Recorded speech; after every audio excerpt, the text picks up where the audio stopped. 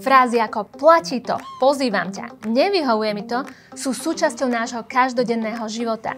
Viete ich však používať v angličtine? V tomto kurze si pomocou 5 scénok ukážeme, ako si v angličtine dohodnúť stretnutie, alebo naopak vyhovoriť sa z neho. I would rather not.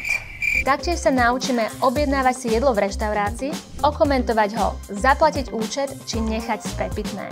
Moje meno je Samira a výučbe angličtiny sa venujem už viac ako 10 rokov. Na hodinách vediem študentov k tomu, aby odstránili bloky z rozprávania a verím, že aj tento kurz prispieje k tomu, že sa budete v bežných situáciách, ako je dohadovanie stretnutia alebo objednávanie jedla v reštaurácii, cítiť istejšie.